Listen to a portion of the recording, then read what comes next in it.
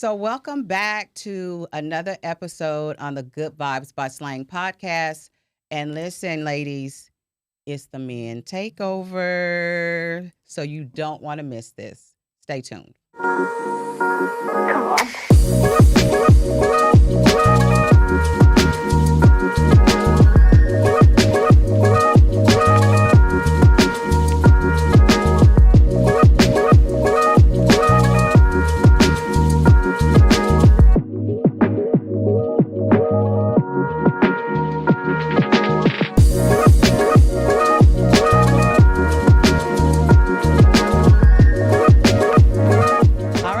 So we're back, guys. It's Good Vibes by SLANG, aka Shawnta Lang. I am your host of the Good Vibes Show. And today, boy, do I have a treat for you. I have some amazing men. I'm feeling like ladies, like I am in the hot seat right now with being out with all of this energy, this male energy. And I know you're used to my show being mostly women, but today it's the male takeover. So before I get started, I always share an affirmation that I want you guys to ponder on for the week. And the affirmation is, I am strong and resilient. Also, the affirmation is, I impact change in my community each and every day. Y'all should be like, I feel like y'all be like, well, say that. So before I get started, also I want to please give me a minute to share their bios because these gentlemen are doing some amazing things out in the community, and I don't want to miss anything that they're doing. So we'll get started. First, we're going to start with Mr. Ojari Hathaway. He's a retirement planning specialist. OJ has a master's degree in business administration. He has a bachelor's degree in business administration. He is a certified holistic financial coach. He is also certified with CRES certified, which is Certified Retirement Education Specialist, certified by Equitable Advisors as a retirement benefit specialist in tax qualified markets.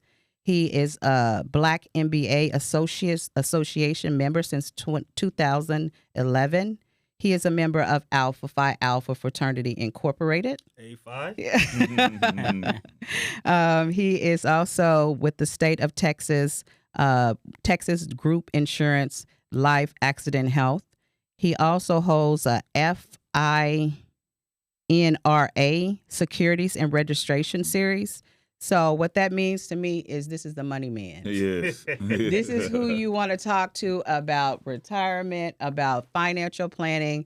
Ojari has been in the game for how many years now? 11 years. 11 years. So he's very knowledgeable. He's there. He's a friend, and we go way back. We might talk about that a little bit back to our college days at Langston University, HBCU. Go LU. You know, we got to give props and credit to our university who helped us on this path that we are today by instilling us the importance of education. And one of the things I want you guys to remember is a saying that I'm always saying that I got from my good friend, knowledge is the new money. Mm-hmm. That's right. Yes. Educate yourself. Yes. Knowledge is the new money. Yes. Mouthful. Mm-hmm. Is absolutely. Yes, it is. So we're going to get into our next guest. So if you guys will give me just a second to get their information pulled up here. Again, I want to celebrate these gentlemen. They are doing some amazing things out in the community, and I want to make sure I highlight them. Our next guest is Mr. Jason Johnson. We call him JJ. He is here to bring the world up to speed on blockchain technology and the wealth switch we are up on. Blockchain technology, is that crypto, sir? That is crypto. It's the new, you know how Superman has a kryptonite? Just take that. It's a new, people have seen Black Panther, and you see that they're trying to go for that vibranium. Mm-hmm. That's some rich stuff, right? So this is way deeper than that when it comes to wealth. Stop chasing money and creating wealth. Because if you keep chasing money, you're going to always be behind. Mm. And so we teach you to basically we create wealth. So if you have the business and we teach you, just like what we're doing here, you need people, right? And Right. people are the asset.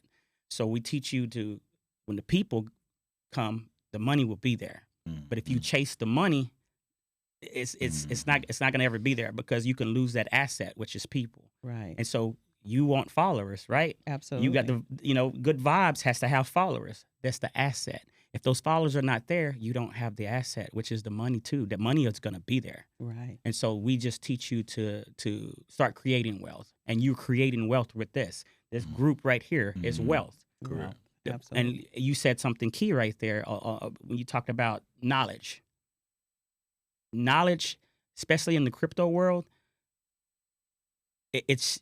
I don't want to go too deep because I don't want to take everybody else's time, because again, You're time is money too. Time is Correct, money, and correct. you're passionate about what you do, and that's why you're here on the show, because I know you're very knowledgeable in this space. And for so many of us in the Black community, this is something that's foreign to us. Like, we have no idea about this. So you're educating the viewers. You're educating us on the importance of wealth, of something that we are leaps and bounds behind on, that we need to get there. Well, the crazy quickly. thing is we're not really behind. We don't realize you got to unplug from the matrix in order to understand you're already using this. We're already using this technology already. Wow. And so, when we start looking at, I always ask people when it comes to financially, is that what are you using financially to do your business? And they'll tell me, I'm using debit credit card. Okay, well, you're using digital technology anyway. Right. Correct. And so then I break some other stuff down and I say, hey, when it comes to look at the actual financial change that happened, especially in our community, they're literally feeding you money through EBT. That's a digital currency. Yes. It's the same thing. So it went from paper money to digital currency. And so the government said, oh, let's partner with grocery stores, gas stations. Oh, let's do DoorDash now. And now you got Amazon coming on board. So again, it's a partnership that, again, it's not a implementation. It's an integration into your everyday life. We use Zelle, we use Cash App, use all those guys, and it's still the same thing. However, you're making money off the money versus them making money off of you. Way different. That. We're going to hold that point, because we're definitely getting back to that one. Listen, I love to make money, so that's what we're going to talk about. Create. I love to create money. Okay. All right. And then we'll move to our next guest is Mr. Michael Downs. Michael Downs is the owner of Dalcade Custodial and Industrial Supply, Inc., Incorporated. He sells facility maintenance supplies, packaging supplies, safety supplies, shipping and receiving supplies, PPE equipment and supplies, everything a warehouse or logistic company would need to operate effectively. His company is about saving on the bottom line. So if you are looking for any type of supplies, shipping, equipment, we're going to talk to Mr. Michael Downs with Dalcade. And correct me if I'm wrong, you are the largest minority-owned supply company in the DFW area. Yeah, it's one of them. One of them. Yeah, Oh my yeah, gosh. Awesome. So I love that. I love, again, ladies, y'all see I'm surrounded by knowledge, wealth, and these men that are doing amazing things. Today is the Men Takeover, which is awesome.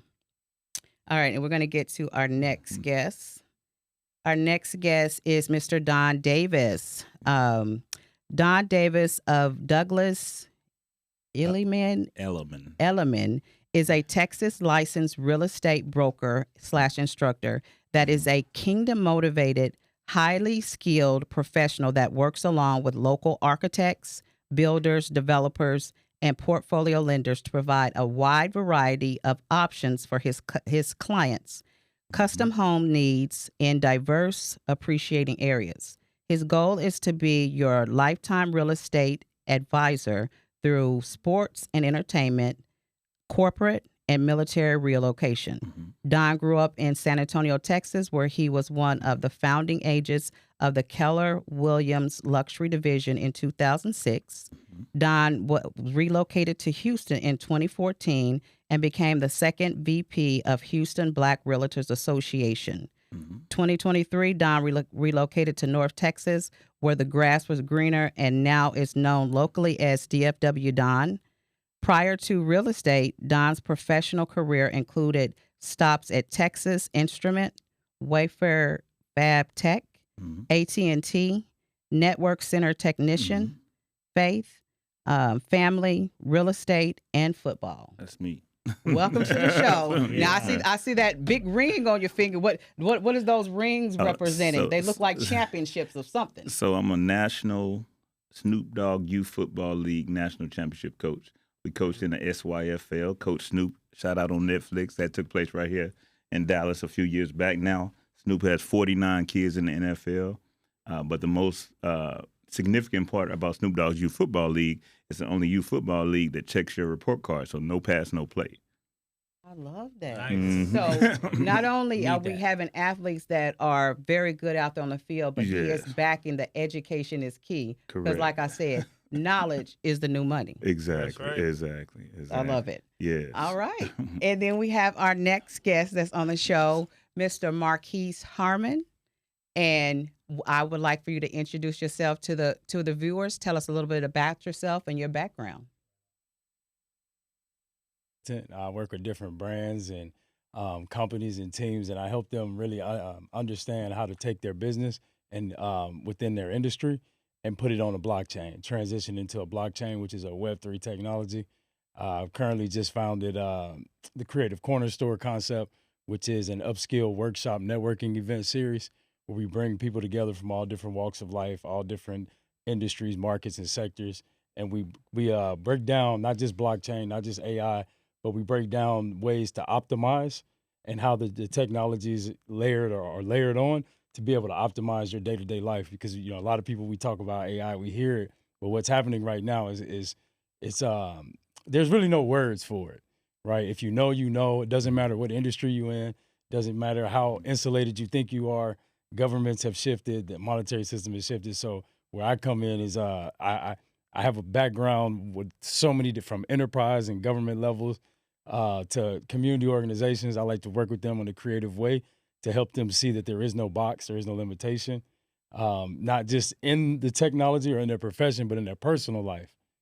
So that right now, that's I'm a published author. I've been speaking from, the UN, COP22. I've done World Syrian Refugee Summit, Turkey, Morocco, Harvard Business School. I've benefited from so many different relationships. So the Creative Corner Store is a concept where we're just giving back. We're not gatekeeping. We're letting go of a lot of the inside trade secrets that we've come about. I love that. I love that, brother. Listen, and I wanted you two to connect. That's why I was God. going to make sure that you guys were here together. So one of the things that I love to do on the Good Vibe Show is connect people and connect and give information to our viewers so that they can go on and educate themselves on the importance of the things that you guys are doing in the community. But the reason why I wanted you all to connect is even though we don't know each other, you all have a connection. Like y'all have never met, but you are all connected. And so with Marquise, I had the privilege to attend one of the Cornerstone events that he had last night. And when I tell you, it was amazing. I have been to millions of networking events. And it's the same robust, thing when you go to a networking event. If you've been to one, you've been to all. But where his set aside and was different, it didn't matter if you were an extrovert, that was someone that loves to speak and get in front of people, or introvert.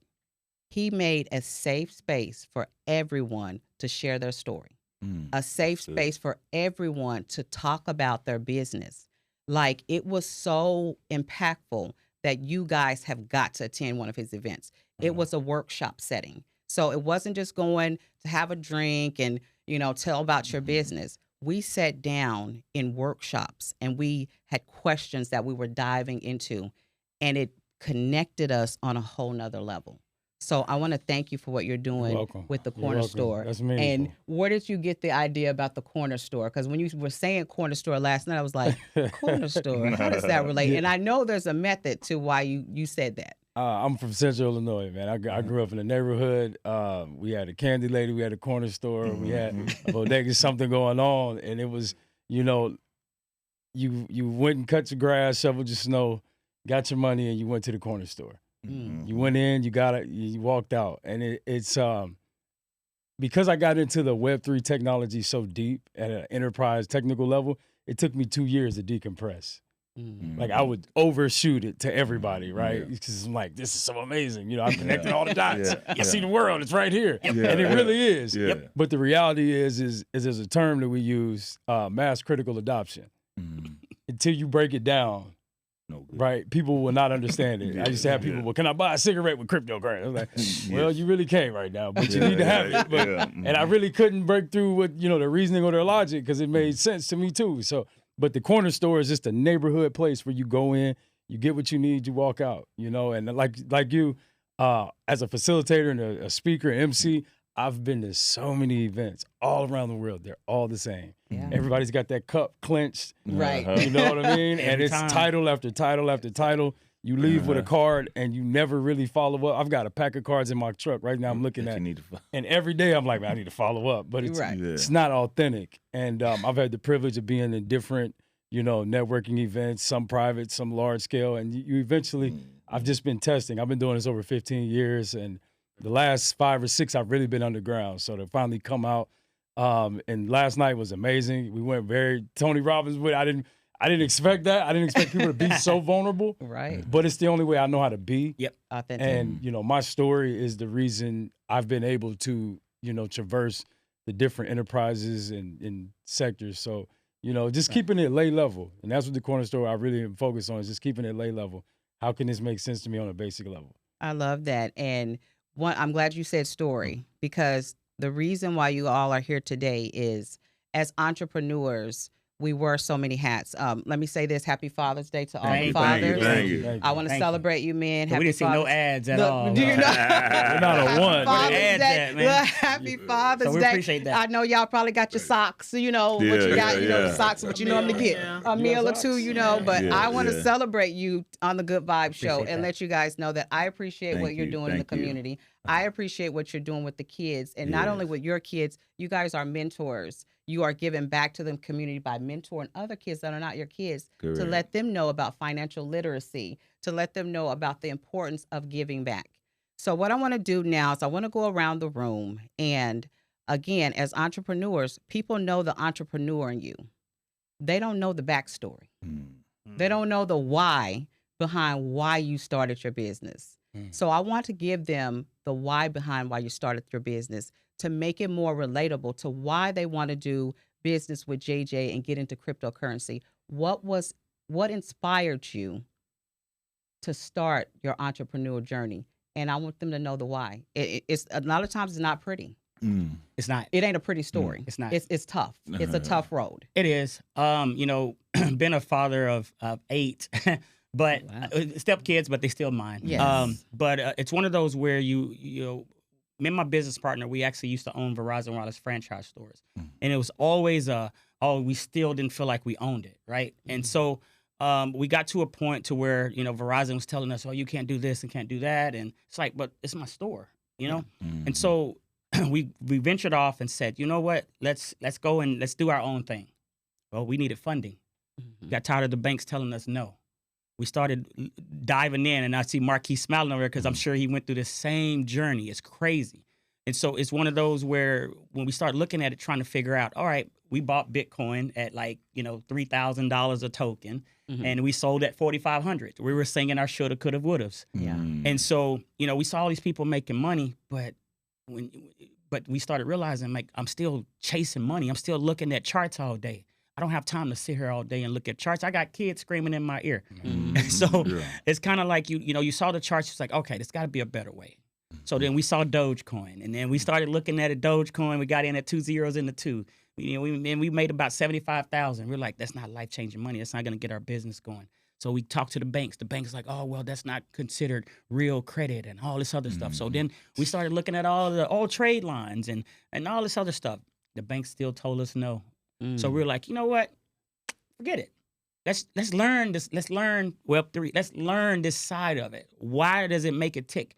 This when we unplug from the matrix and realize that this is how they've been doing this whole time, and we haven't figured this out. When we started looking at Starbucks and going, Starbucks has $1.8 billion with a B in unused gift cards. That's bananas. $3.8 billion is hit onto that app. You have to load a minimum of $10 onto that app. They're a bank. Yes. So then they learn to leverage that, right? So then I had to go back and said, you know what? Let's become the shoulda, coulda, woulda. Let's not go back and look at Bitcoin and go, you know what? We could do the same thing. So what we did is we created our own crypto first. We created it on the platform. So then we started realizing, okay, let's look at tokenomics. We started, see, everybody else has economics. We have tokenomics. So then we started diving in more and saying, okay, what is the sweet spot? So I started going to these meetings. And a lot of these meetings that we go to, and I'm sure Marquise can attest to this, you go to these meetings, they don't look like us. Oh, boy. They do not look like us. And so I almost in tears when he was talking because sometimes I do feel like I'm on my island by myself. Yeah. And so then I do a lot of meditation. And what the meditation did for me was it took me back to the Black Wall Street. And I literally saw this with my own eyes. Not only did they have their own banks, we know that. That's in the history books. What's not in the history books, they had their own currency. There we go. I saw it with my own eyes. They're showing me that they were circulating their own currency. You think they want to take that away? Yeah. They don't want us to know that stuff. Right. Because of the fact that when you have your own currency, you have your own ecosystem, you have your own power to circulate your own money. Yeah. We put the value on Michael Jordan shoes. Nothing to, we put the value on diamonds. Right. So when I say people are the asset in the crypto space, people are the asset. You can go in there and buy, you can go right now to a bank with a bar of gold and Bitcoin. They're going to leverage that Bitcoin before they leverage that gold because you still need what? You still need an asset to buy it, which is a people. Yeah. And people are the asset. In the crypto space, your business, everywhere you look, you need people on good vibes. Because you look at Kamala Harris, right? Kamala, she raised how much in 24 hours? I don't know. A lot of money. $28 million she raised in 24 hours for her campaign. Wow. So that shows you power because she knows the power's in the people. Right. And we say that so much. But the problem is our people don't have the knowledge. It's 50% our people's fault and it's 50% not because we're not educated because they don't give us the platform, but 50% is that we choose not to get educated because we're waiting on somebody else to tell us. But here's the other problem that I have with it, and I know I'm so passionate about it. You're passionate about it. But the I love other problem that. I have I love it. is when I try to teach our people crypto, they don't listen. But when somebody comes in that don't look like us, teaches them, Oh, now they listen. I'm gonna stop you when you're lying. Yes, yes. And you ain't Now lying. keep going. Keep on going. Keep going. So when I start talking crypto and I start breaking things down, so let me ask the question real quick. And Marquise, don't answer this because you already know. Yeah.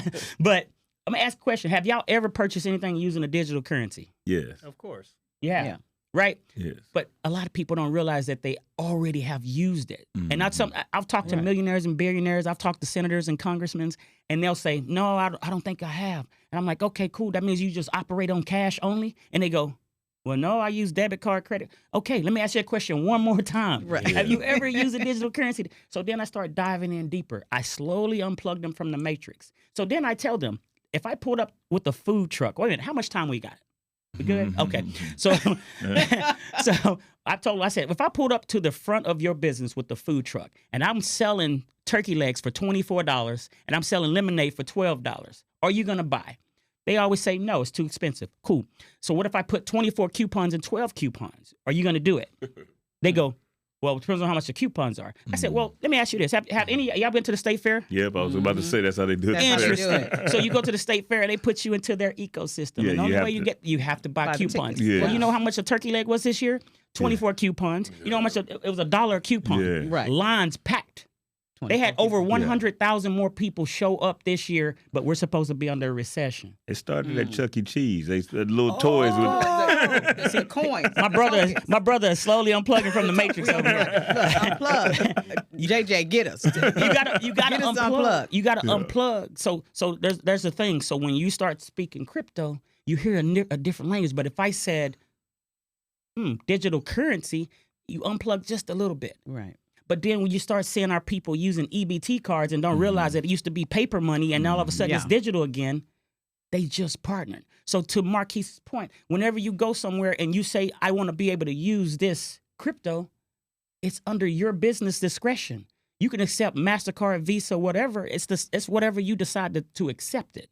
Right. Because it has value. So if somebody comes up and says, "Man, I got these J's, these J," I'm not into J, so I'm sorry, but so let's just say you got J's. These are 21s or whatever they could, 19s or 9s or whatever, right? I'm not into that. Yeah. Who puts the value on that? The market, right? The market. You have a market value. Crypto has a market value.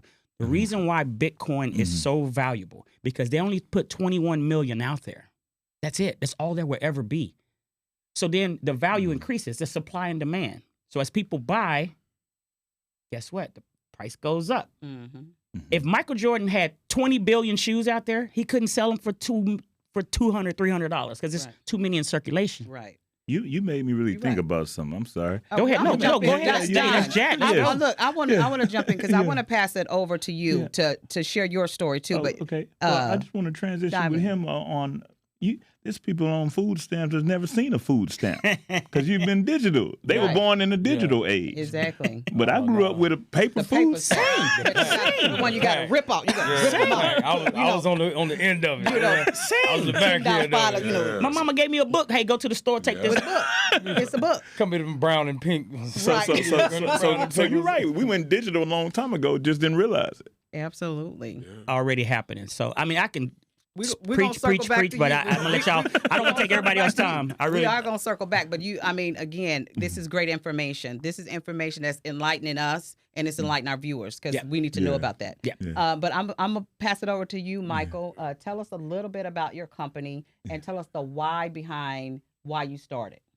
Well, the reason I got started with Decade was I used to be a transportation supervisor for Staples. And once Staples let me go, I ran into a guy that was good friend with my father-in-law. My father-in-law is Kent Stadium. Okay. Stadium in Oak Cliff over there, Kent State Stadium. He introduced me to a guy named Joe Kirby. Joe Kirby was a multi-millionaire. And he was in the cleaning business, but he didn't really sell to the public. He just was dealing with the Karma Crow, cleaning all the buildings, commercial buildings. So my father-in-law introduced me to him. He said, and I met the guy. He said, he told me, I told him a little bit about myself and told him what happened with me with Staples. And he said to me, and I said, I want to learn about the business that he was doing. And he said, well, what I would do, he said, I would let you use my credit as long as you pay my bill. Pay the bills. I introduce you to all the distribution companies to sell the supplies. And as long as you pay the bills, you the net 30. You was good. So I got out there, started meeting people. I started out with trying to, in a neighborhood, try to help, our people out a lot. I was going to a lot of daycares and restaurants and, different things like that, because I was trying to build myself up to be able to start talking to other big companies. And so after that, I ran into, thing was, it was, in the beginning, it was hard, trying to build a company, and I ended up running into a Hispanic guy named Miguel. Miguel was working with a company called NFI. And NFI is a big logistic company. And then I started doing business with them. And so Miguel left NFI and went to Penske. Penske is a logistic company, like the leasing company, they're a logistic company. And Penske ship out to over 3,000 Starbucks every day. Wow. And so we started selling them all their shipping supplies. And then Miguel left Penske and went to Ryder. And so he got me hooked up with Ryder. Miguel don't play Miguel's a around. friend. Yeah. Miguel's a friend. I need a Miguel. Miguel's a connect. That's the connect right there. Yeah. And right today, Miguel could call me for anything. And we will always be. He's like another brother. And so what we like to do, when we got into the business to make sure we help companies save money. Mm-hmm. You know, a lot of companies, even though it's a little hard for us, every door that I have to knock on more doors than I know the guy who got me started. He always said, "Well, Mike, every door that the white man knock on, I had to knock on 10 or 12 doors." Absolutely. Everyone, he said, so I had to get out there. I had to get out there and really talk to people. We out there every day, and it's been good. And I like helping anybody I can help in the business to show them how to do the business. I love to help other people grow. I love that. Because I realize like, hey, it's too many customers out here. You can't get rich off one person. Exactly. Exactly. Yes. And if I can help somebody else grow, that's what we like to do too. But we love to get out there and help the company save money on their bottom line. We also do a lot of cleaning supplies, where we do industrial cleaning supplies, and we do schools. We sell to like the Hockaday School. We sell them all their cleaning supplies. We sell even to the, not only we does the shipping supplies with the warehouse, we also sell them their cleaning supplies. So so we just like to just get in and help them save money. I love that. Yeah. How many employees you think y'all have? Believe it or not, it's him and my wife. Wow. That's why we able to save. We are able to save because we don't have the overhead at a lot of. Wow. Okay. That a lot of companies have. So again, if you need your cleaning supplies, this is the man to get it from. You're gonna save. You're gonna save. Yes. I love that. All right, so we're gonna pass it over to you, Mr. OJ. Tell us a little bit about your journey in financial planning and helping us get rich. All right. Yeah. Hey, thank you, Shawnta. My journey started really from just having good parents. So I remember back in 1995, my mom had a 401k plan, and she said, "Joy, look at how much money I got." I said, "Dang, Mom, how'd you do that?" She said, "I'm investing." And I was a junior in high school at that time. She said, "When you get out of school, first thing you do, you start your investing into a retirement plan." So our journey also started at Langston University. Yeah. So I got the entrepreneur bug back at Langston University. You mentioned part of Alpha Phi Alpha Fraternity Incorporated. And we were also in SCI, Students in Free Enterprise. Yes. So that ecosystem at a HBCU where people just wrap their arms around you and just really help nurture that desire that you can do anything you want despite the resources. Yep. So started small business, and from Alpha Phi Alpha, we did step shows. I remember we did this step show. We grossed $50,000. We called it Black and Gold, but we have to give it away. So we had to give it away. But I learned the system of how to, create events that people really love. And I said, when I get out of school, I'm going to do that as a side hustle. So got hired on first, had a successful career with Walmart in management, did assistant manager, co-manager, store manager.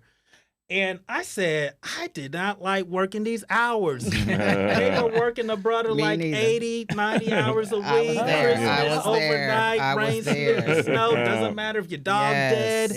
I said, there's got to be a better way.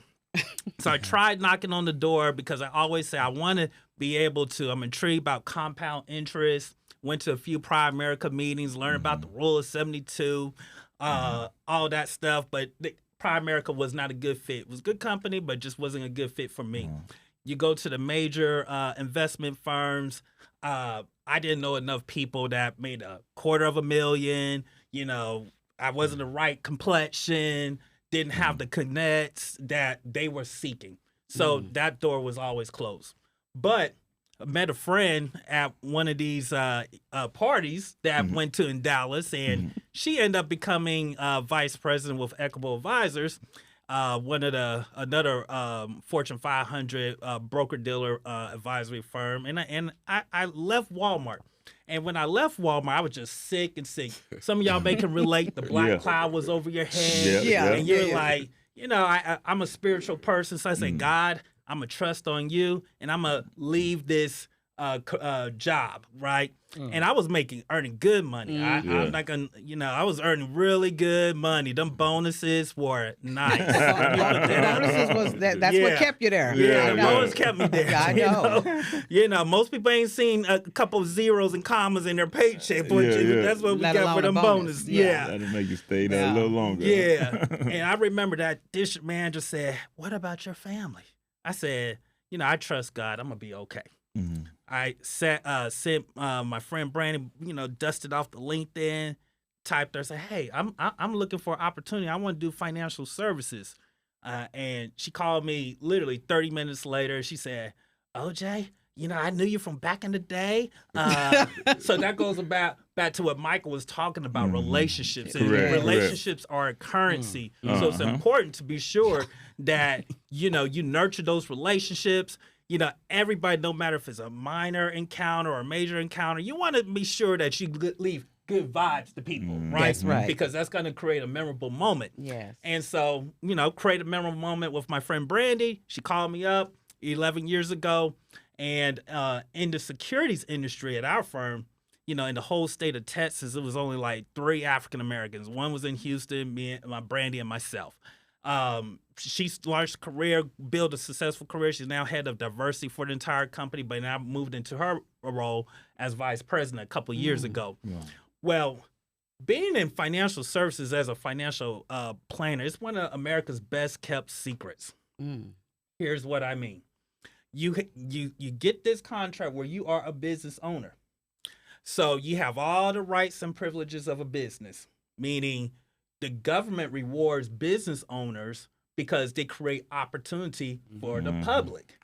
So if you have a job, you only get about 7, maybe 8 tax write-offs. If you're a business owner, you get about 340 tax write-offs. So in this profession, not only do I get the tax write-offs, but they educated me on everything that you can think of when it comes to money, and it's constant, ongoing. So as you are reading that bio, those licenses that says FINRA, Financial Investment National Regulatory Authority, Series 6, that's basically learn everything about mutual funds, variable contracts, Series 7, stockbroker, bond advisor, Series 63, Law 65, fiduciary. They done added crypto into as an asset class. Cryptocurrency will become an asset class. Right now, there's currently 11. Crypto will become 12. We consider annuities as an asset class. And the thing is, as what's happening now with AI, as the gentleman was talking about, is revolutionary because what it has did as for myself as a business owner has really created a lot of opportunity for me to be more productive. So what would have took me 2-3 hours to research a company, it only takes me 30 seconds. So now I'm able to create even additional leverage because in my business, the currency really is knowledge. Because people come to me because they trust me because I have to empower them to make important decisions that's going to change your life.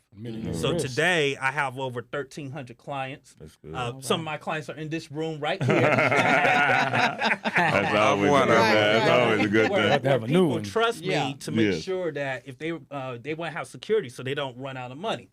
You know, the baby boomer generation is the fastest growing demographic in the country, and people living to age 100.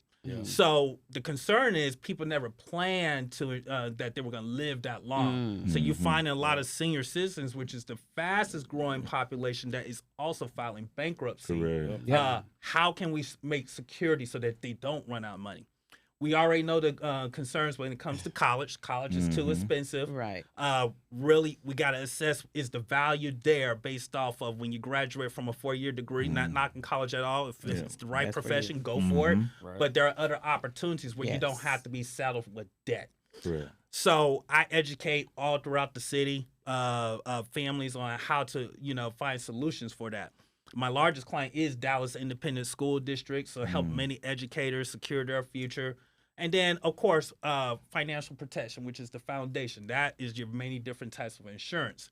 So when we started looking at we're going to I like to say, I'm gonna still be this vibrant stallion right now. The situation is, my body will eventually break down.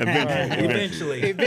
Yeah. Not So now. You got a long way to go. Yeah. So that's where the protection comes in. So I show people how to take the complex, make it simple and easy to understand, especially in our communities, because like these brothers say, "Oh, am I gonna lose all my money?" Or, "Oh, you hear time after time." Yeah. But people really appreciate, they don't care about what you know. They want first to know you care. So that's the Correct. biggest Yes. lesson I learned is because I have a service heart where I care about people first because they're trust me to empower them to make sure that their families are secure, which is why this is my business logo, leave people better off than the way I found them, with proven financial strategies and creating legacies for the next generation. Love it. So that's a little bit about myself. It's the journey is like every entrepreneur is always peaks and valleys, ups and downs. I learned not to let your highs get too high, not let your lows get too low, stay even keel, and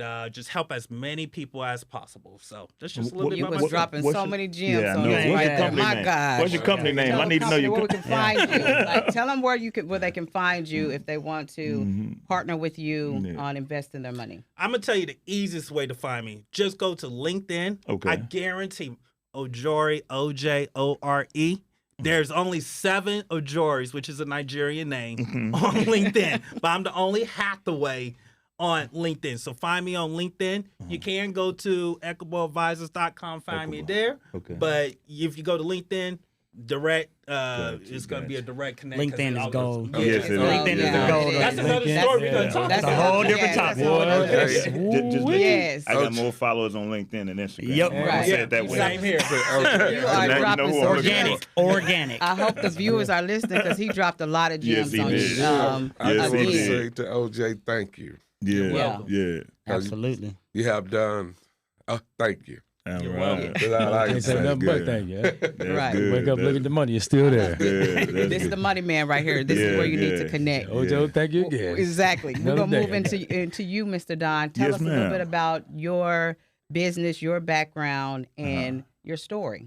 So my business, I started real estate in 2006, coming from the tech industry. I was like Texas Instruments, network design center engineer here at AT&T on the 26th floor, and they handed us a union book that told us, hey, you're going to get paid this much, and you're going to get a raise this amount every 6 months for the rest of your AT&T career.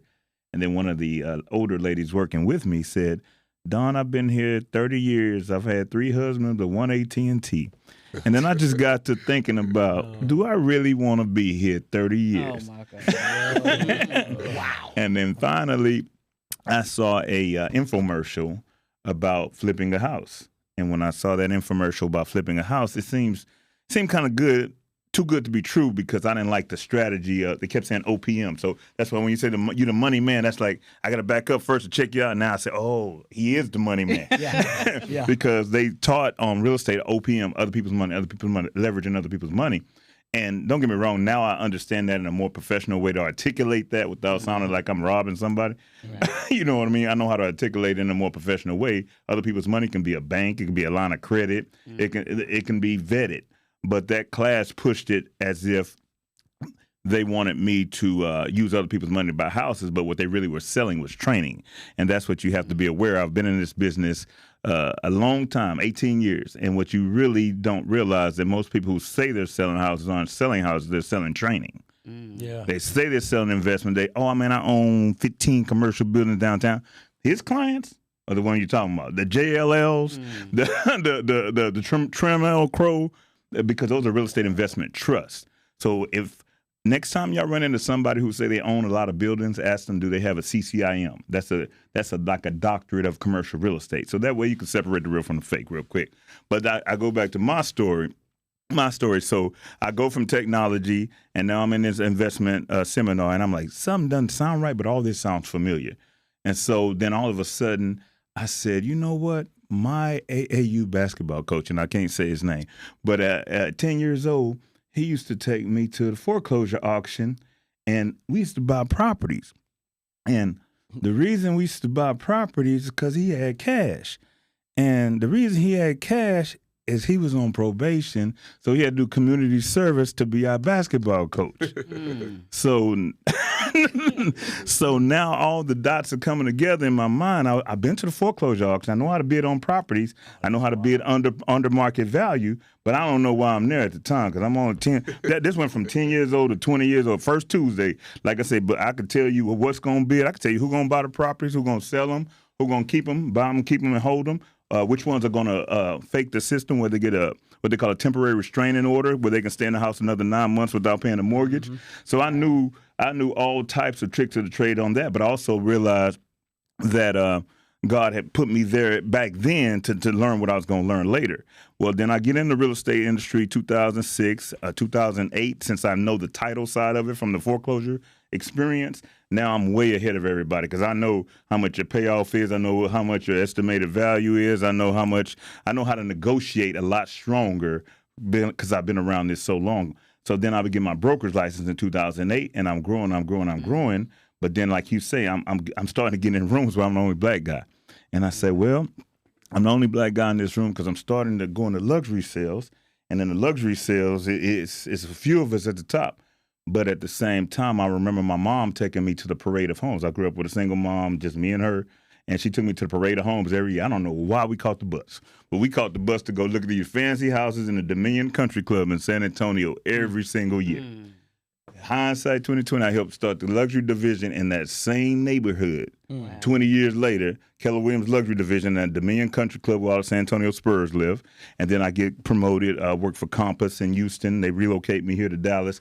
So just all the dots coming together. Well, I'm thinking I'm going to the NFL the whole time, by the way. Yeah, I'm straight NFL minded. I'm NFL minded. But I will say this, what I like about hearing from OJ is I do still actively involve myself in football coaching. Like I say, Snoop has 49 athletes in the NFL, and we go to the combine and everything every year. And you want to talk about another place where it's not very many of us. I hated my combine this year. It really, really frustrated me that you got all these black athletes getting drafted, and then you got 50 white financial advisors. So now you done did the work. Now we're get the money back. Wow. That's a whole different podcast. That's going to be another show to bring y'all back for that one. We have to come. Yeah. Listen, we're going to come back for that one. What? But wow. So, and don't get me wrong. Like I say, he's legit. There's some black guys in the room that come through the room. They don't last long. But hey, man, go on, give me $300,000. Man, you got that signing bonus. Go on, let me flip that for you. Nah, because it's too many. I moved from Houston. I focus on sports and entertainment, corporate relocation, military relocation. I moved here to help athletes relocate, to help athletes have a good place to invest their money to where when they do sell their homes do appreciate. For example, we have an athlete in Prosper, bought his house 2010 for $1 million. He just sold that house last week for $5 million. Wow. I believe it. Yeah. $1 million in 2010. Yeah. 15 years later, sold that house for $5 million. Right there, so trust me. My tax is showing. Exactly. So you can still make money in real estate. However, give a shout out to JJ. We do take crypto at closing now. Nice. Yeah. Oh, and it's been over a year. Wow. Yeah. We Keller do. Williams? Yeah. No. This is all. This is stuff. No, that's the Private. I'm with Douglas Elliman Real Estate. Okay. So Elliman, by the way, Douglas Elliman, we have TV shows on Netflix called Selling the City. Okay. The Altman Brothers. Out of Bellevue. That's what we are. So my office is in Highland Park. I'm leaving Highland Park right now, but I hang on the North Texas because I hang out in Collin County, Denton County, because that's where all the ball players hang. Thank but So you can still make money off real estate. I want to be clear on that. You can definitely still make money off of real estate if you buy and hold in appreciating areas where they have good school systems. So my affiliation with the Houston Black Real Estate Association, which is a national Black Real Estate Association, including the DFW Black Real Estate Association, is what we call SHEBA, the State of Home Ownership in Black America. So you'll find great Collin County, Denton County, Fort Bend County, out there in Atlanta, Gwinnett County, those are number one areas for Black homeowners who are, I don't want to call us wealthy, but we going somewhere. Affluent. Affluent. That red line. So we're going, correct. So we're going the right direction. Now, what I didn't like that y'all said earlier, that was hard to find funding. I love Dallas. I'm here. I'm in it to win. I'm DFW Don. But if you need funding, come. I got Houston lenders that will give y'all money for your business every day, all day.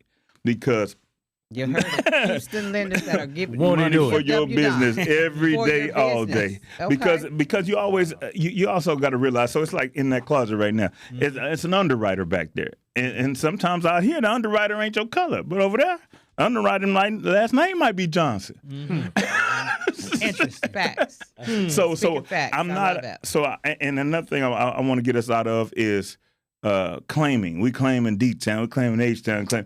I guess what? Walmart. What Walmart claim? Walmart. Exactly. So guess what? So it's time for us as a people to work together across lines. You know what I mean? We get so. Nah, man, I ain't doing business with them. They from over here. They ain't from over there. I went to college. I played college football. Everybody in that locker room was from different parts. And when on Friday night, we found a way to get along on Friday night. That's right. You know what I mean? Right. But that's kind of me in a nutshell. Like I said, I'm in luxury home sales, but I still take care of my first-time home buyers all day, every day. And my clients who own luxury homes own businesses. My clients who own luxury homes have crypto. Oh, by the way, I got a Costco guy that put $500,000 down crypto on a house. Oh yeah. He worked. Wow. I said, Mr. So-and-so. I said, how do you work at Costco and have this kind of money? And because I have to ask indirectly. He said, I've been doing crypto. Yeah, I said, okay, I need to learn about crypto. Oh yeah. That's what it's we're instantaneous. at. Listen. Yeah. One thing I like about what you said, you talked about how connections. Correct.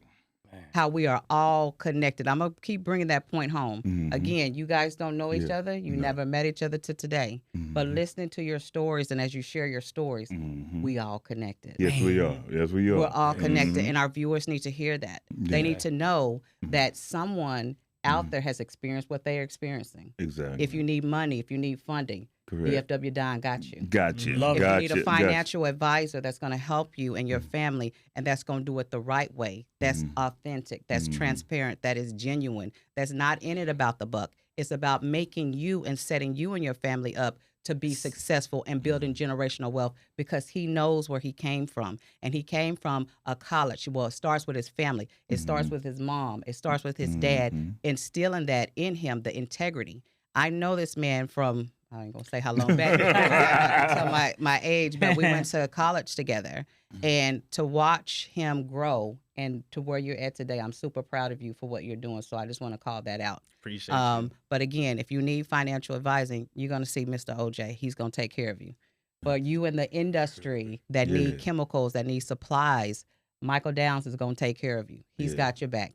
And it's only him and 2 other people that is working this business. So let's support him. That's brilliant. Let's support him. It's a brilliant idea. Keep the overhead low, keep the cost low, so that way you can give that value back to the community and give it back to the customers. I love that concept. That is about saving people money every single day. Absolutely. He's at 3,000 Starbucks. 3,000. And he's sitting with us. And he's sitting right here with us on this show. Like, it's amazing. Then we're going to get into Mr. JJ, who is very passionate. That's why I had to have you on the show. He's very passionate about changing your mindset when it comes to crypto, blockchain, and getting into this game. Like, it is a game changer for us that we know nothing. I won't say we know nothing about. The information is out there, but we don't seek out that knowledge. So again, he's giving you some gems. Then we're going to pass it over to Mr. Marquise, who mind blowing on the corner store connection. Corner store. I'm actually mind blown. I'm grateful. God is so good to be in the room with these elder men. Yeah. This is, to be honest, this is the first black male room that I've ever been in. Wow. Yep. Wow. Where I was ready to submit myself. Yeah, When I leave here, I'm asking every one of you, like, hey, when and where? Yeah. What can I come in and just observe? Because man, like my story is so unique in and of itself. It's a movie, but as I've ascended throughout the ranks of rooms and industry, I am the speck of pepper in the sea of salt. Yeah. Yep. And it's so disheartening and uncomfortable. There's a lot of black women that you pass along the way, and black women have opened so many doors for me. Yes, they have. Because they know, oh, okay, I see you different. Come this way. Yes. Right. But there are not many of us in this that I've ever been in a room where there's so much value. Yes. So I'm indebted, and it gives me a sense of like drive to continue on with the purpose. So for me, at 22, I was at Eastern Illinois playing. I was going into my spring semester, getting ready to run track, and I had transferred there to play football. And I was in my final year of college. I had played 4 years. I was in my final semester. I was starting my education practicum.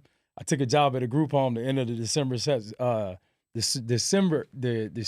was early December 2010.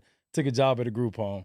30 days later, my coworker assaults a client while I'm at work. 4 days later, this man dies from internal injuries. I'm in another room. Wow. I come out of the room, there's an assault taking place that I verbally stopped. Long story short, 10 days prior to all of this, I asked God for my purpose. Yeah. Now I'm just telling the story. Hey, I'm just telling the story. I've learned to be careful what you ask for. I asked God for my purpose and my destiny. Not even a week later, I'm sitting in an incident that changed my life forever, and someone lost theirs. Wow. 4 days after that, I'm in jail facing life in prison for something I didn't even do. And everybody knows I didn't do it. Yes. When I first met the detectives, they told me, you didn't do it. We know you didn't do it. Correct. But here's how this needs to play out. Yeah. And there's so many different things and nuances along my 6-month journey of sitting in a jail cell for something I didn't do. Going to class, January 24th, 2011, 9 a.m., I'm in my practicum. 3:30, I'm interrogated. 11:53 that night, I'm in jail. Wow. 10 months from graduation, coming from the neighborhood, done all the struggles that you could imagine, I've survived. Overcome them. You know what I'm saying? And come on, bro. Like that was my, like, come on, God. Like, all right, you got my attention. What is it? You know, I was raised in church, taught how to pray, but my mind shifted. And that's what God was after. And that's why I come so hard with the creative corner store aspect. Let's focus on the healing first. Yeah. Because like I coach football. Yes. One of the things I teach my kids is eye discipline. Because I've had access to so much information and nuance, like I know what I know. Like I 100% from senators to, you know, governments, I know 100%. You can argue me till you blue in the face. Crypto's gonna be in your portfolio. There was a point where every asset management company in the world, and especially in America, was saying, oh, it's nefarious characters, there's scammers, there's schemers, there's drugs, and all this trade. Yes, there is. And the number one trade, human traffic currency, that's associated with human currency is the US dollar. So what's your real argument? What's your real argument, right? People don't know where to concentrate their eyes. In that moment, God was teaching me how to concentrate my eyes for a period of 6 months, which eventually I was released, you know, on my own recognizance with an ankle monitor, still ended up getting sent to prison. And I took that with a grain of salt because I knew there was something in it. I found purpose in that 6-month period. And I didn't know what it was, but I knew God was using me for something because of where and how everything had happened. I'm like, there's no way. There's no way you even let me out on this type of situation. And my lawyer knew. He's like, hey, man, this might make case law because they don't just let these type of defendants out even on bond. So I really submitted. You know, I went to prison and I saw all these black men, all the grandpas, the uncles, the tradesmen, the skilled craftsmen. I mean, I pulled up in the van and I left a college campus. Right, so I wasn't gangbanging, I wasn't dope, I wasn't in the streets. I'm a hood guy, I ain't the street guy. It's a big difference, you know. Catch me at the barbecue, you ain't gonna catch me on the block. I pulled up and it looked just like a university. It's another institution, state institution. And it blew me, and I got inside and I just saw layers of brothers and black men and Mexican men, like Hispanics. I'm like, wow, no wonder they got us beat. They have us beat. So okay, I come home. I wrote a book while in there. I learned to self-publish, came home, self-published my book, and I started speaking. I just started speaking, going in the community, started a reentry program because I'm like, man, this is messed up. Yeah. Like I have a college education. I'm pretty much finished at this point, right? I know I'll figure it out. So 17, 18, 19, 20 years, there's no way you can figure it out. There's no way because it's too rigged. Wow. So, and we know that, and because we know it, we get, I think, what is it? Paralysis by analysis. Correct. Yes. Correct. That's my favorite. And you see it in so many aspects of your life and around you in your world and your business, but until you really sit down with yourself and really like channels and work the different depths and channels of you can never adopt crypto. You can never take $100 a month and get a UIL or a stock or a low index stock. You can never do it. I literally moved to Dallas 2017. Somebody offered me crypto, Bitcoin. They offered me 5 Bitcoin to leave San Francisco, and I'm kind of bouncing, but I'll bring it all together. I was working in the Bay Area, speaking, traveling, and I went to his Global Leaders Conference. White young boy. I was 27. He was 31. He had sold. It was a company called Eye Contact, and it was an email marketing software, and it was the first MailChimp. And this is one of those young cats dropped out of North Carolina at 21. Made and sold the company by 26 for $180 million. Wow. And I'm like, what? And he took a liking to me. Wow. Right? And he's like, I respect your hustle. I love the book. I love what you're doing. Love the way you're in here handling, engaging with people. And he said, I want to help you. I was like, all right, cool. I'm listening to him talk, and they're talking about big numbers. And I mean, I'm in there with CEO of Google. I mean, these are Microsoft people. Some of his friends. Long story short, he ran Obama's. He was Reid Hoffman, and his name's Ryan Ellis. You can Google him. He's got a book called How to Scale Your Company 0 to $1 million under 1 year. I didn't know nothing. I ain't gonna lie to you about tech, about business. I just wanted to help people and serve my community. And eventually I'm getting around all these tech people. They talking scalability, they talking numbers. And I'm like, these are crazy numbers. Like, I just need $500,000. You just give me $500,000. I'll be good mind my business. But my mind opened. I was able to ask questions from a curious perspective.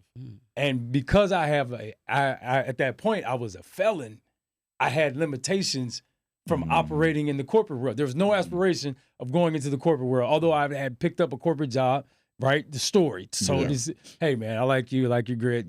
Hey, come work for me. Cool. Yeah. But there was really, based on society, there was no way I was going to break into the stock market. Coming from where we come from traditionally, there's nobody in our families that really don't tell us how to go syndicate or get on a real estate syndication. Like, you don't understand. You don't know that language. What is it really? Hey, man, look, you got 1,000, you got 1,000, I got 1,000. It's this commercial property over there. We need to go invest. We sit around and we talk about it all day long in our community. Correct. But no one ever does it. Because there's so much information. And that time I had discipline being incarcerated. I just read.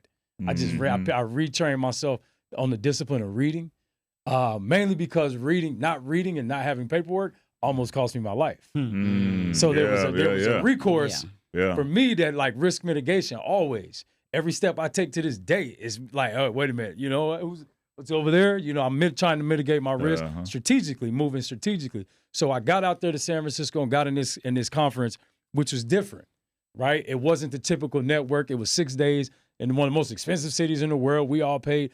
There's 190 people in all levels. I mean, these are literally world powers in these rooms, security details and everything. And I'm there in the altar from the neighborhood. I'm like, God, what do you got for me? Like, what is the purpose of this?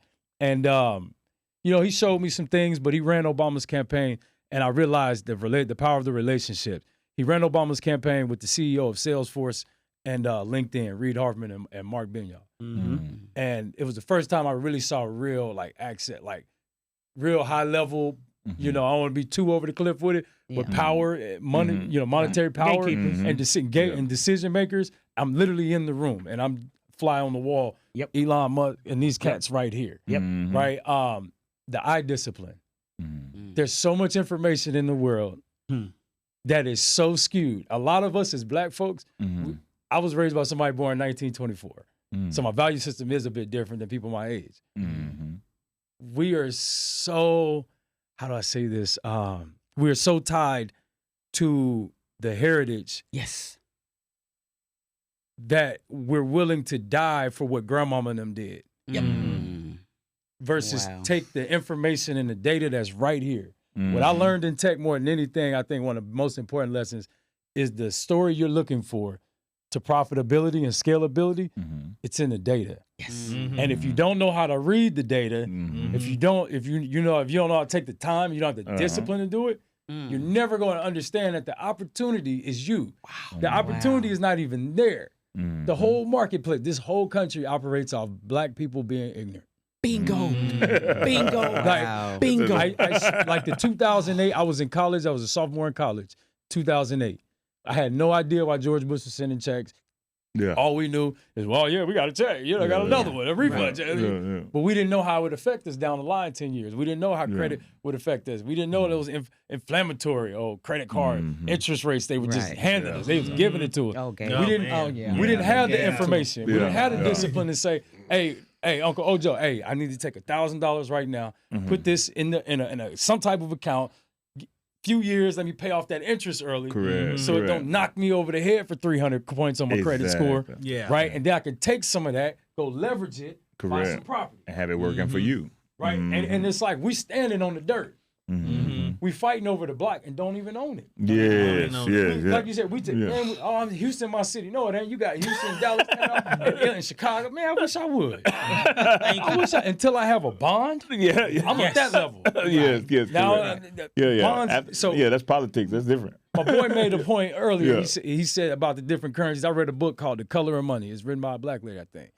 She takes money and the relationship of money all the way back to like 1700s, maybe before then, with black folks. What a lot of people don't know in this country is there were over 400 active currencies in 1940. Bingo. And notes. There was 3 ways to do business and commerce: certificates, notes, and money, coins and paper. There were 4: General Motors, GE Electric, the city of Dallas. They all had different certificates and notes. And if you didn't have one, you couldn't do business. Wow. So what the mainstream system has done with this technology, and when I got introduced to it, that same conference, he invited me to go to Harvard Business School where he was finishing up his undergrad or his business degree. 3 months later, and I presented a talk, I facilitated some workshops, and my talk was simply like, I want to save the hood. I want to build an economy and an ecosystem, a tax code, whatever it is, a banking system. Like, it's never been about me. Like, honestly, I should have been, 10 million up by now. And I missed a few opportunities because I kept the big picture in mind. And sometimes I'm kicking myself for it. You didn't. I know that. That's the beauty. Right? Do you believe in going towards a one world currency? It's happening. That's already happened. It's happening. I was sitting. So this cat my age, another very successful European from Monaco. He's European. He was Romanian, living in the UK. He had a payment system, a payment app over in the UK called Money Mail Me. And we're the same age. We're sitting in Spangler Dining Hall. And I look at him, and when you meet him, and they got that, his money. It's just different, the cut, the clean, the posture. And he just took a liking to me too. And he heard my talk later that day, and he said, "Brother, you need blockchain." He said, "You need blockchain." I said, "Blockchain? What's that?" 6 hours that night in the dining hall on the windows and walls, we just writing. And when he broke it down to me, layman term, oh my God. Unplugged. Wow. So you mean to tell me right now we can go build a Wakanda with that? So we don't need the banking system? This was 2016 April. We're gonna have to do a part 2 of This was April 2016, and that changed my life forever. And I went down this rabbit hole. It's one book that I've told everybody, from the billionaire clients that I work with, the billionaire investors, The Blockchain Revolution. If you have not read this book and not picked this book up, if you think I'm somewhat intelligent and know anything, it comes from that book. Because it's a case study of every market sector, every industry. That's why I tell people, I look them in the eye now. The very people who used to sit on panels with me at different conferences, Jamie Dimon's under me, right? Hey, you might know all these financial tools and techniques, and you might have all these systems. But what I know is what I know. From this inside of this tech world, everything's going to change, and the whole world has already adopted it. The U.S. was trying, which is why we're going crypto crazy right now, right? And we're really about 3 years late to the party. You The ain't U.S. lying. Navy and government They've is been about in it. 5 years late to the party. Yep. Yeah, you make We a got- good point because that's how the Russians were able to avoid the sanctions There because you they go. got into the There you go. cryptocurrency game. So Oh, I'm telling all my friends, like, hey, man, you need to get this, bro. Like, you need to get XRP, not just because one of my investors invested in XRP at an institutional level years ago. They started a bank to help out people. They care about, so he ran for president on social justice, climate justice. Right. And they invested in this platform I created called Grace Point Neighborhood. And it was the concept. The Creative Corner Store is like a real life pilot to go into the Grace Point ecosystem. I could not get funding for it. I could not there's multiple reasons. I'm very brief. Mainly because I'm trying to build black cities. Yeah. Number two, it was the lack of knowledge and understanding on crypto. Now the very technique and ecosystem that I'm building is being duplicated. And I'm literally rushing. I've raised about just under 800,000 and it wasn't fast enough. And I've got more earmarked.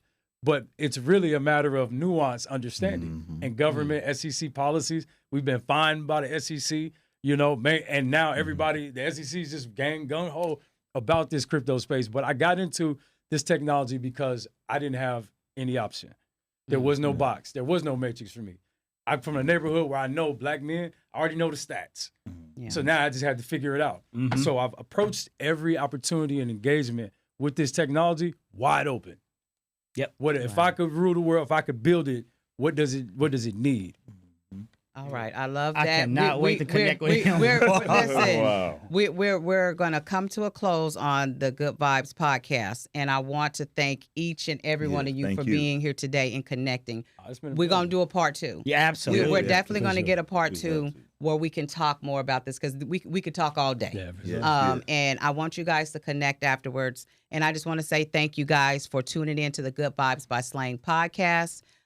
We are here where you're going to hear it week after week. We're going to give you those affirmations. We're going to connect you with people that are going to share the knowledge. Knowledge is the new money, guys. There's so many gems that were hit here today that if you just take this, listen, rewind it, play it back, I'm telling you, you're going to be better off where you're at now Absolutely. from just listeting to this podcast. So thank you for tuning in. I appreciate all my guests. Thank you. Come back You're and welcome. see us. Thank you for having me. Thank you. Thank you. Thank you. Come on.